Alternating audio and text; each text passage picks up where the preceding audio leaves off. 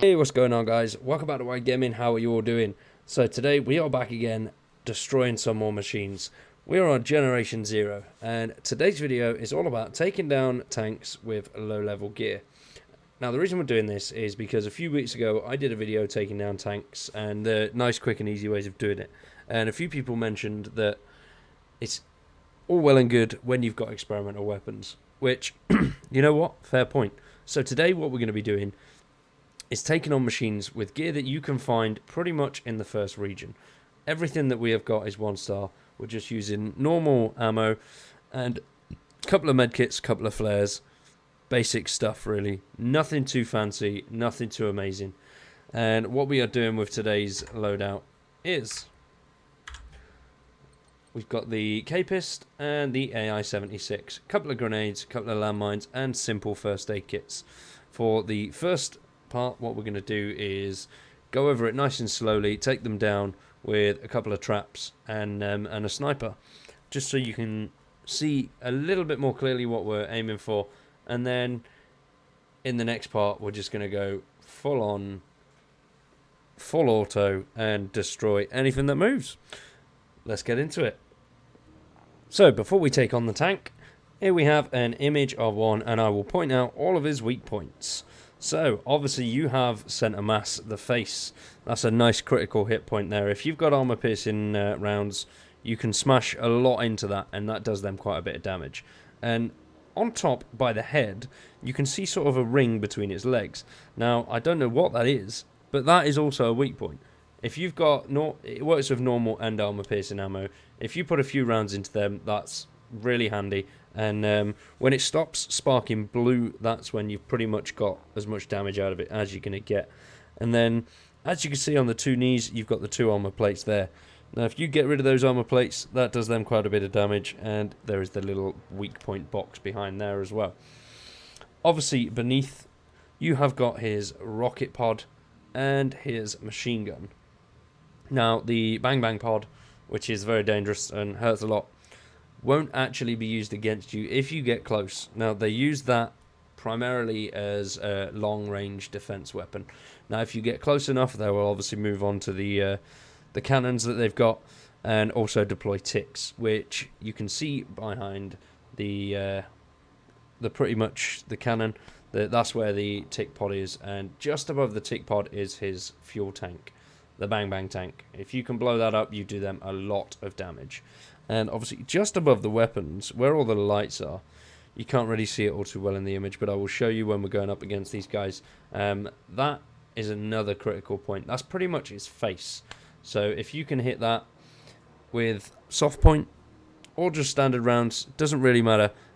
Soft point normally works quite well against the components like that, and obviously the rocket pods and the machines. So yeah, let's go, and I'll show you some of these weak points in game. So with the tanks, what you really want to do is set traps. I find traps work really well on tanks, especially when you haven't really got much gear. Explosive gas tanks and car battery EMPs. Absolutely perfect. If you've got a load of them, that's what you want, man. That is the showstopper. It does them in really nicely. And it saves you a ton of ammo as well. So anything that really saves you ammo on this game is definitely a go-to type.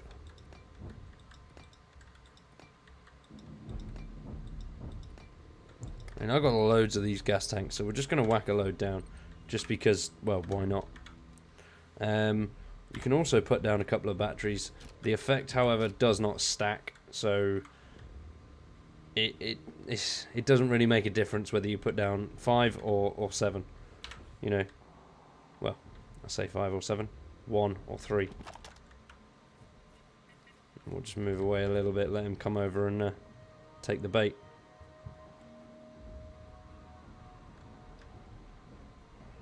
He's a coming.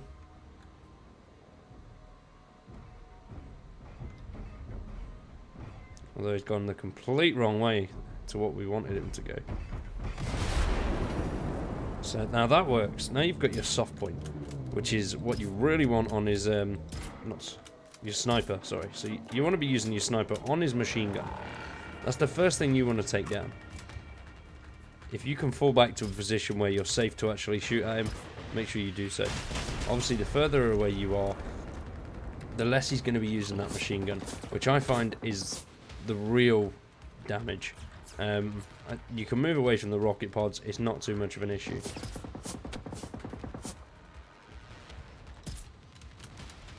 Now the soft point is great for component damage, so it will work really well on the weak points. So if you get through his armor, and then you can ping his legs and things like that.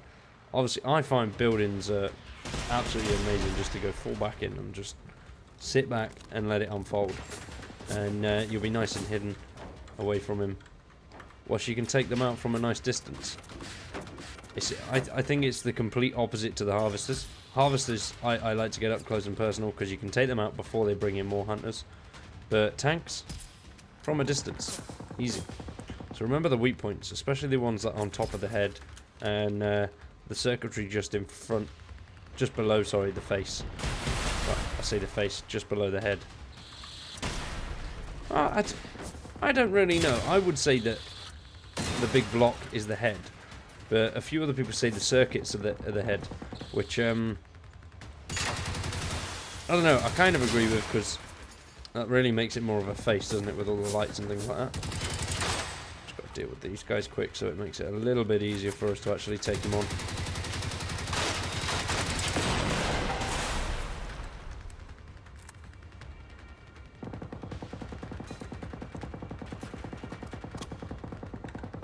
Now, if you just want to pretty much smash him anywhere and everywhere, obviously with a hunting rifle, FMJ is the bee's knees.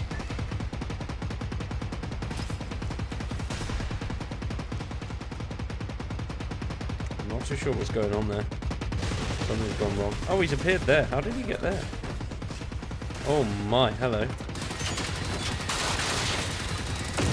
Obviously this would be a much easier fight if all of his friends hadn't showed up to sort of join us and say hello for the day. But we're still doing it. Obviously, if you've got flares as well, use the flares. Flares work really well, as well as the small EMPs. Obviously, outside we've got a lot of enemies, so using the flares to sort of make the enemies fight against each other is a really, really good tactic. Especially sticky flares. Sticky flares work absolute wonders on these guys. So now obviously he's just sat there. What we're going to do is swap from the sniper over to the big guns. The smoke is definitely in our way.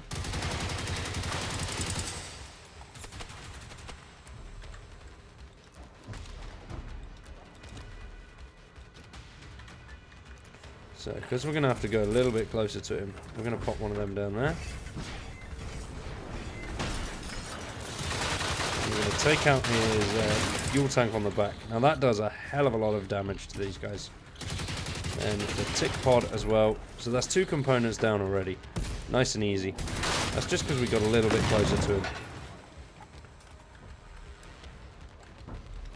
And if you don't know, machines exploding does damage to other machines. So if he's got a lot of his friends right on his arse, it can be quite helpful for you to just destroy a few of the littler guys just beforehand.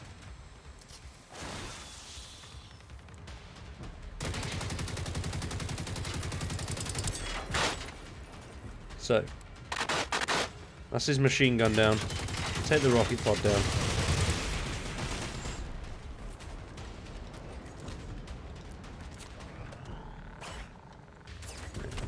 And bash bosh. So because now the flares are on him, the little runners will leave me alone for a bit, which gives you more of a chance to sort of take on the components. But now his rocket pods are gone. Aim for that component on the top of his head there, and then his knees. Downside, obviously, with him having no components, he will sprint at you. Well, no weapons, he will sprint. But that's not really an issue. Just aim for center mass, aim for the face, and they don't like it. Not in the slightest. Nice, we got some average loot from that, so that's not too bad. That was a sort of a slower take on things. So what we'll do next is we'll go find another tank, and we'll do a bit more of a faster takedown and just finish him from there. So this one we're going to go a bit more fast-paced.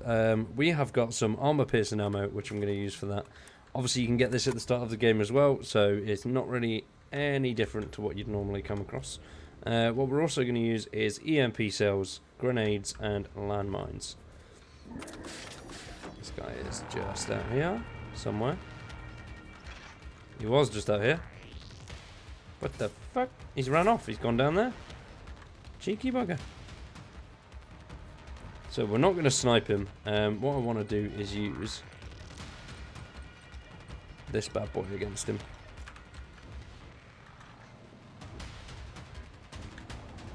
Let's go. We'll go FMJ on this one. And we're just pretty much going to run up and do almost the same thing we did last time.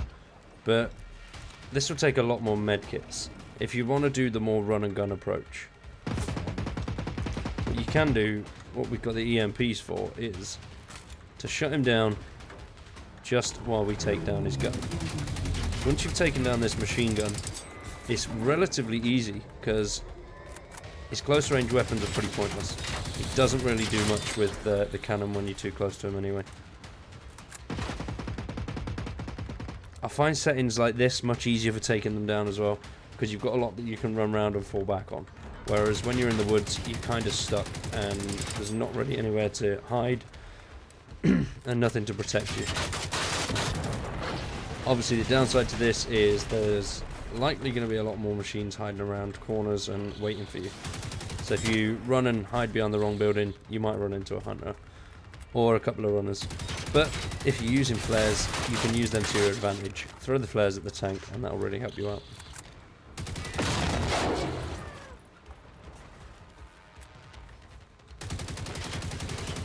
Right, that's his machine gun down already. So what we're going to do now is chuck this at him. We're going to get nice and close and take out his nice fuel tank on the back there. Obviously armor piercing, pure brute force. If you don't have the armor piercing ammo, it's not that bad. It takes a couple more rounds and a couple more of the EMPs, but it's still doable.